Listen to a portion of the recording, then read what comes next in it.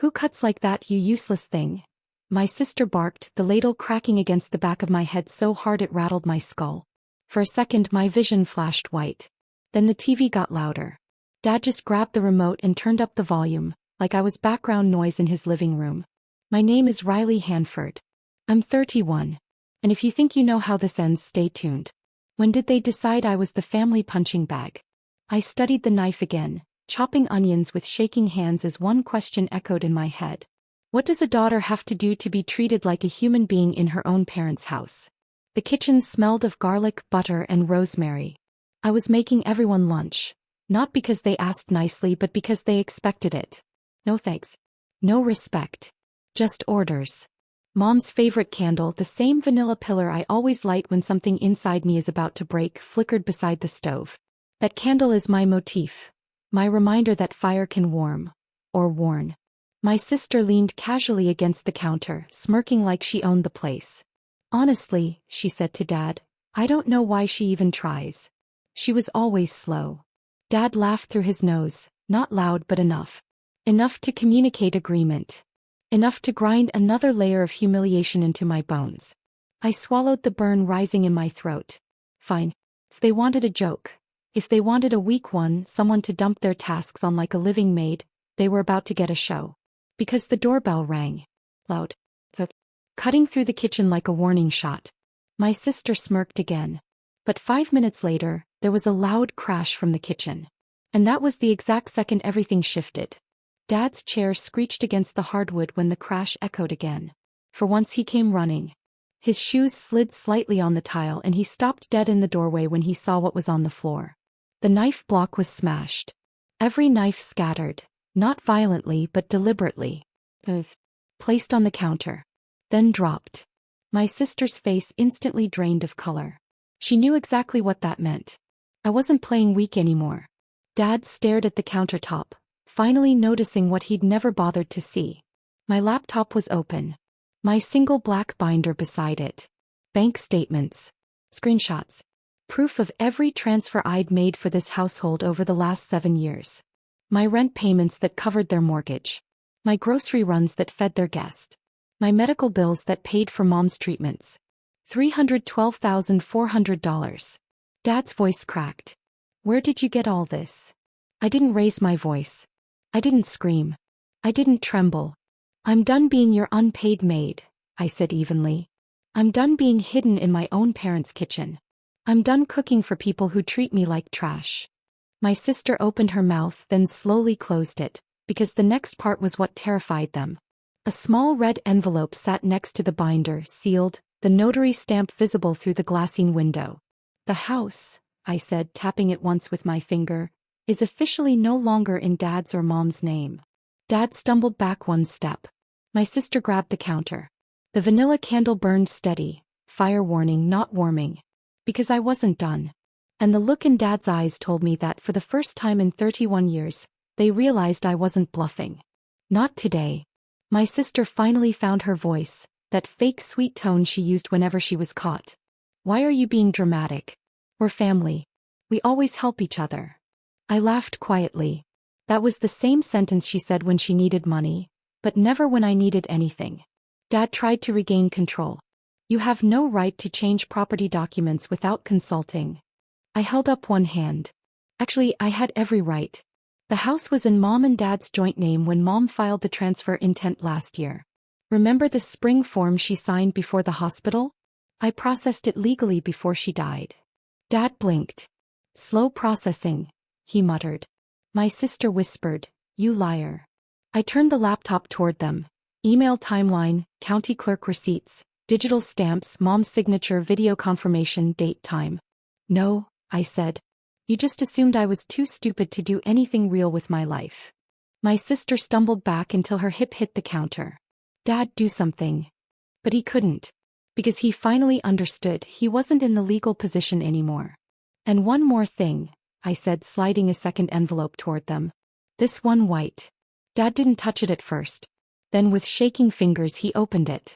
Eviction notice. 5 days. He looked up at me, expression broken. Where will we go? I felt nothing. Not rage. Not revenge. Just clarity. Where did I go? I asked quietly. When you ignored me. When you mocked me. When you hit mute on your remote instead of telling your daughter to stop hitting me. Silence thick enough to taste. I'm not throwing you out, I said softly. I'm giving you what you taught me. Dad swallowed hard. What's that? I met his eyes. You're on your own. They stood there in my kitchen like collapsed statues. Not proud. Not powerful. Just exposed. My sister tried again, voice cracking. You can't do this. You're my sister. There it was, the word she only used when she needed something. I walked to the sink, turned off the faucet and dried my hands slowly with a towel. The smallest sound suddenly felt enormous. The hum of the refrigerator, the slow ticking of the wall clock, my father's shaky breathing. You know what's crazy? I said quietly. All these years, it never mattered what I did for this family. You never noticed until you needed something. Dad stepped forward. We raised you. We fed you. No, I corrected. Mom raised me. You watched TV. He flinched like I'd slapped him. My sister gripped the counter for support. Just give us time. We'll figure something out. I stared at her. You had years to figure something out. She looked terrified now, because she could see this wasn't a performance. This wasn't a bluff. This wasn't the quiet little girl they used to bully and humiliate. I picked up my keys. I'm leaving for a few hours. Don't touch anything. Don't touch anything. Don't pack anything. Don't break anything. The sheriff will stop by. He'll explain your rights. My sister choked out, you wouldn't make us homeless. But she already knew this wasn't punishment. It was justice. Adult consequences for adult entitlement. I stepped toward the door. Dad whispered behind me, the smallest voice I'd ever heard from him. Where are you going? I paused, hand on the doorknob. To live my life, I said softly. Something you've never allowed me to do in this house. Then I walked out and didn't look back. When I returned at dusk, a sheriff's cruiser was parked outside. Lights off, engine running, quiet authority. My sister and my dad sat on the front steps like scolded children. My sister's mascara had bled into her neckline. My dad stared at the cracks in the pavement like they were a portal he could fall through. Deputy Carson nodded when he saw me walking up the path. Ms. Myers, your instructions were followed. They understand the temporary order and the access limits. My dad jumped up immediately. This is humiliating. You called law enforcement on your own family. I didn't blink. They broke the law. I didn't. My sister's eyes darted nervously. I didn't think you'd actually go through with it. That's the problem, I replied. You never thought I could. Deputy Carson cleared his throat. They're allowed to retrieve personal clothing and medication. Supervised. Everything else stays. My dad scoffed. You think you're powerful now, but one day you'll need us. I smiled, not cruel, just factual. No. I needed you when I was 9. When I was 14. When I was 18. When I was 22 and begged for help while you laughed. That window closed years ago. My sister wiped her face. You're doing this because of one stupid comment over a pot of soup? No, I said. The ladle just made it obvious. Deputy Carson held the door open. They went inside quietly. No shouting now. No arrogance. No entitlement. Just smallness. 30 minutes later they left with a single duffel each. The bare minimum the law allowed. Dad stopped in the driveway. You'll regret this, he whispered. I locked the front door from the inside.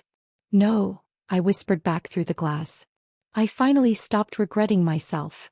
The next morning, sunlight poured into the kitchen like nothing had happened, but everything had.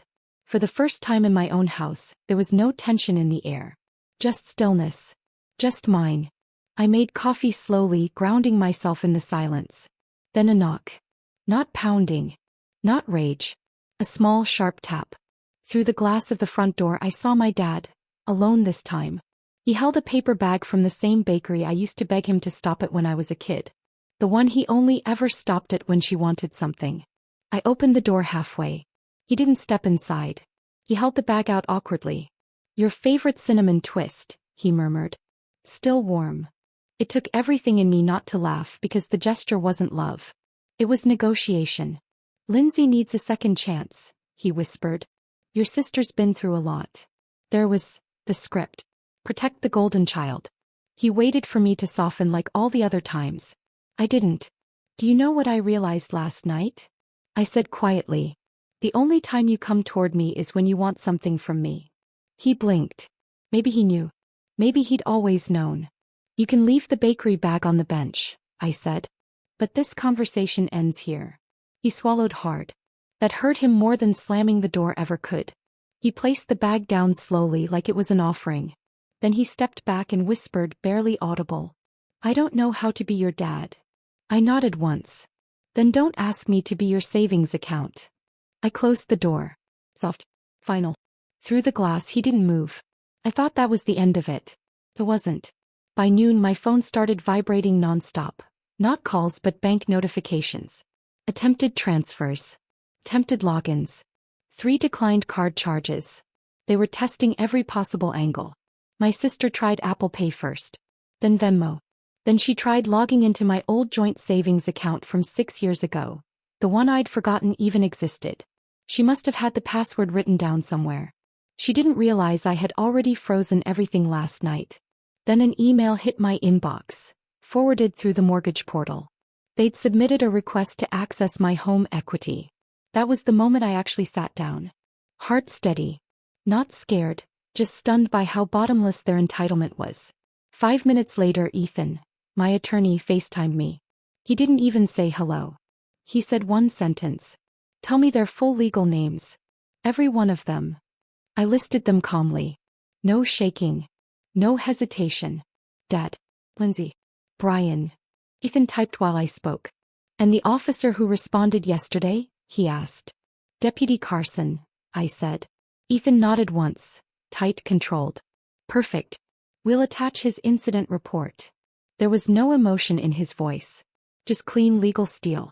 He looked at me through the screen with a strange mix of pride and heartbreak.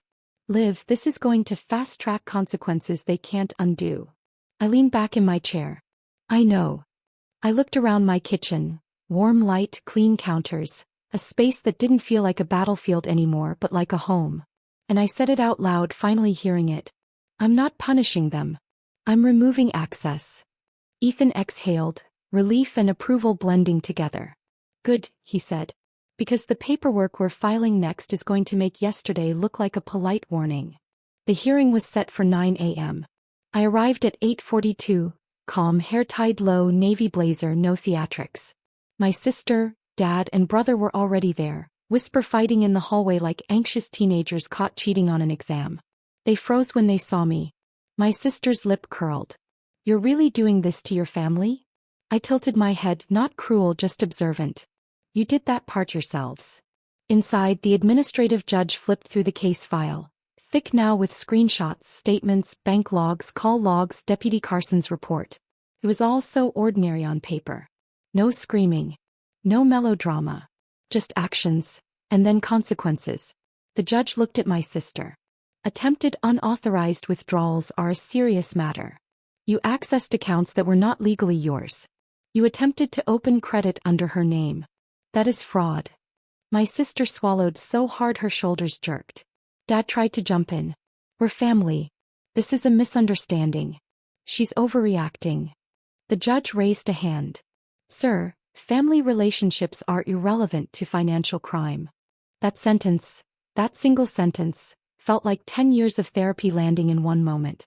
After the rulings, the restraining boundaries and the signed papers, we walked out into the hallway. My brother actually reached out to touch my arm, voice shaking. Liv, we didn't think you'd go this far. I didn't pull away. I simply said, you should have understood the first time I said no. Then I walked toward the exit. The glass doors reflected sunlight, and my own face, unafraid.